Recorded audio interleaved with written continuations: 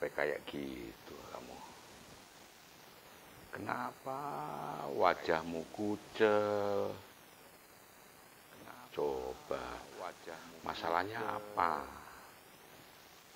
Kebingungan? Nggak punya uang? Atau bagaimana? Nah, coba. Anak saya yang TK wisuda, ya kan? Terus yang SD wisuda. Usaha dong, coba. Ya kan? Coba. Seperti apa?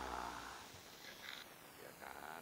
Karena kalau hanya sekedar kamu pusing aja mikirin anak mau wisuda, cari solusinya, dan memang perlu dipersiapkan, ya. Nah, yang pusing lagi itu yang SMA juga mau wisuda, coba. Nah, selanjutnya dengarkan uraian berikut ini. Nah, selanjutnya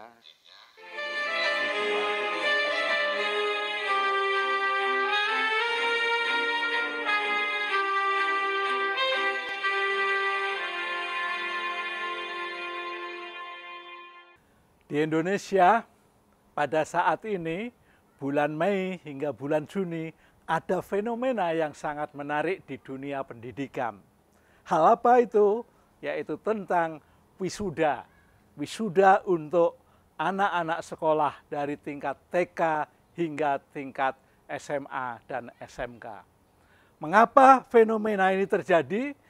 Sekalipun fenomena ini terjadi karena sesuatu hal, yakni masalah keuangan orang tua yang dianggap sangat memberatkan. Sesungguhnya wisuda TK, SMP, SMA, SMK itu sudah berlangsung cukup lama, adalah 10 tahun. Ya, tetapi tiba-tiba banyak sekali orang Indonesia yang menginginkan wisuda di tingkat itu dihilangkan saja. Padahal tradisi itu juga sangat baik. Dan wisuda itu sebenarnya bukan hanya milik untuk tingkat sarjana saja. Memang wisuda di tahun-tahun 80-an itu sangat murah biayanya. Dan waktu itu hanya di universitas-universitas saja atau institut-institut. Dan itu pun di tahun-tahun 80-an toga yang dipakai oleh para wisudawan itu masih pakai miliknya universitas. Mengapa demikian? Karena jumlah wisudawannya belum terlalu banyak. Beda dengan sekarang, wisuda universitas bisa sampai ribuan. Anak-anak SMA pun wisuda juga ratusan, bahkan ada yang 400. Lalu yang dimasalahkan adalah tempat wisuda dan biaya wisuda. Nah, sekarang perlu tahu bahwa tidak semua sekolah, tidak semua perguruan tinggi memiliki auditorium yang besar, yang mampu menampung orang lebih dari 500. Nah, mau tidak mau, ya carilah tempat. Ya. Kalau di kota-kota besar, tempat yang tersedia juga banyak. Kalau sekolahnya saja cukup untuk 500 orang, misalnya lapangan, ya biasanya mereka, pihak sekolah, pasang tenda. Nah, sebetulnya masalah wisuda dan tidak wisuda itu tidak begitu dipersoalkan. Di Indonesia ada yang namanya perpisahan, ada yang namanya pelepasan kelulusan. Di Jawa Barat ada yang namanya shaman untuk tingkat SD, SMP. Nah, shaman ini pun ternyata sekalipun itu dilaksanakan di sekolah, di ruang yang sempit, lapangannya hanya cukup 200 orang, itu pun tetap membutuhkan biaya. Jadi apapun sebetulnya kegiatan ini butuh biaya. Lah, kenapa fenomena wisuda ini sampai heboh yang bicara orang tua, pejabat, ya, bahkan anggota DPR, DPRD pun ikut bicara. guru besar di universitas pun juga ikut bicara. Yang katanya marwah wisuda ini menjadi turun. Nah, kenapa mesti diributkan ya? Sesungguhnya nggak perlu diributkan. Toh sama-sama itu melepas. Katanya di universitas wisuda itu ada kesakralan secara khusus, yaitu ketika memindah kuncir yang di topi itu, yang di atas, dari kiri ke kanan. Saya juga nggak tahu persis ya pemindahan itu. Tapi maknanya menurut filosofi itu dari berpikir kiri pindah ke berpikir kanan. Dari hard skill ke soft skill. Jadi ke kreativitas.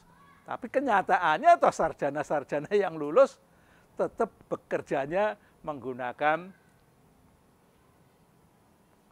hard skill. Ya, tidak lagi berkreasi. Ya, ada sih, tetap ada yang menggunakan kreativitasnya di dalam kerja, tetapi jumlahnya sangat sedikit. Tapi pada saat ini orang-orang di tingkat SMA, SMP juga sudah mulai ada yang mulai bekerja dengan kreativitasnya. Nah, sekarang masihkah perlu diperdebatkan soal wisuda sekolah ini? Memang banyak orang yang menghendaki itu ditiadakan karena tidak banyak manfaatnya, hanya menghabis-habiskan uang saja. Padahal kalau kita semua tahu bahwa acara pelepasan anak-anak sekolah ada loh yang orang tuanya itu diajak ke tempat tertentu, apakah dengan cara berwisata, juga menggunakan dress code bagi ibu-ibu yang mengantarnya.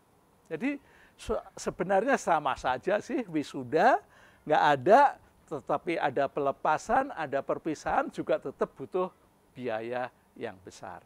Nah, kalau begitu sebenarnya tidak perlu ada perbincangan yang masalahnya masalah keuangan.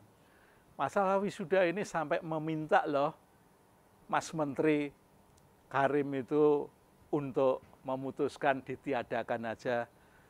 Ya, padahal orang tua yang di TK itu pun melihat putra-putrinya yang biasanya diantar oleh orang lain, tapi ketika wisuda dia datang, itu merasa terharu ketika anaknya dipanggil oleh gurunya maju ke depan, lalu mendapatkan sesuatu, dan sang anak, sang putri, sang laki-laki ini mengunjungi, mendatangi ibunya yang sedang duduk, melihat anaknya itu juga terharu, terenyuh, malah nangis ketika dia menerima bunga sebagai tanda kasih anak kepada orang tua.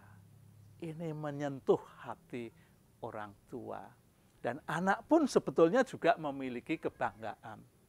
Anak-anak SMP pun ketika ada wisuda, ada pelepasan, dan ditonton oleh orang tuanya yang begitu banyak, dia juga menampilkan aktivitas, dan dia juga memberikan sesuatu yang luar biasa kepada orang tuanya. Itu pun juga orang tuanya bangga. Apalagi di tingkat SMA.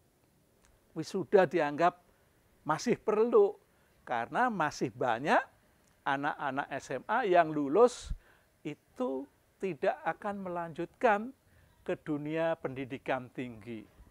Tetapi dia banyak yang harus bekerja untuk mandiri, untuk menghidupi dirinya sendiri. Nah, kalau saya bertanya kepada guru SMA, ternyata SMA, SMK masih perlu adanya wisuda. Sekalipun itu dilakukan di sekolah. Nah, apa sih yang menjadikan mahal di wisuda? Barangkali satu, yaitu tentang toga dan perlengkapannya. Memang toga itu harus dibeli karena tidak ada penyewaan tentang toga. Ya. Harganya juga bisa bergantung, mau mahal mau murah itu tergantung bahan dan penjahitnya. Kalau bahannya murah, penjahitnya juga murah, maka hasilnya juga murah. Kan gitu. Nah, sekarang maunya wisuda perlu terus atau tidak? Kalau tidak, berarti para orang tua perlu berpikir ulang untuk pendanaan. Karena yang dimasalahkan adalah dana saja, bukan tentang hal-hal yang luar biasa. Padahal di wisuda, di pelepasan itu anak-anak sekolah juga ada yang mewakili teman-temannya untuk berbicara di depan publik, di depan orang tua, di depan guru-gurunya tentang pesan-pesan untuk adik-adiknya, untuk teman-temannya. Dan semua itu sebetulnya juga merupakan tempat berlatih bagi anak yang terpilih untuk berbicara di depan publik. Dan masih banyak lagi kelebihan-kelebihannya, yaitu pihak sekolah juga mengumumkan kalau tingkat SMA, SMK, yaitu beberapa orang yang terpilih dan bisa masuk di perguruan tinggi. Nah, dengan cara begitu, ternyata orang tua tahu persis tentang sekolah di tempat anaknya mencari ilmu. Dan akhirnya juga banyak orang tua yang akan berbicara, oh di sekolah anakku ini ternyata banyak sekali yang bisa meneruskan pendidikan. Tetapi di sekolah-sekolah yang ada di jauh, di pinggir-pinggir kota, yang orang tuanya kategori belum memiliki tingkat kemampuan ekonomi yang tinggi, itu pasti anak-anak sendiri juga ingin bekerja. Nah, sekali lagi, pilihan sesungguhnya ada di pihak orang tua. Padahal orang tua itu sebetulnya sudah diwakili oleh komite sekolah. Bahwa komite sekolah itu juga merekomendasikan bahwa perlu ada wisuda dengan perkiraan biaya sekian dan bisa diangsur setiap bulan selama 3 tahun misalnya. Atau ada yang model 1 tahun.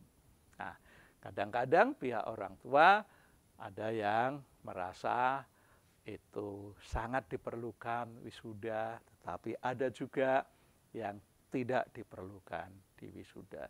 Apakah tidak mengikuti wisuda lalu ijazahnya ditahan? Tentu tidak. Sekolah tidak akan menahan ijazah anak-anak yang tidak mengikuti wisuda, yang tidak bisa membayar untuk wisuda. Karena sekolah di zaman sekarang semuanya sesungguhnya digratiskan oleh pemerintah di tingkat SD, SMP, SMA. Tetapi kan tetap harus ada biaya. Biaya membeli buku, biaya membeli pakaian, biaya membeli jasa transportasi. Ya, semuanya memang butuh keuangan. Oleh karena itu, orang tua mulai sekarang perlu menyiapkan anak-anaknya dengan dana-dana tertentu. Syukur-syukur dana itu bisa mencukupi apa yang menjadi kebutuhan anak kita yang kita harapkan menjadi orang yang bermanfaat di kemudian hari. Karena melalui pendidikan itulah investasi yang sesungguhnya paling mahal dan tidak tergoyahkan oleh apapun. Dan investasi di bidang pendidikan itu pasti akan dinikmati oleh anak itu dan generasi berikutnya. Oke.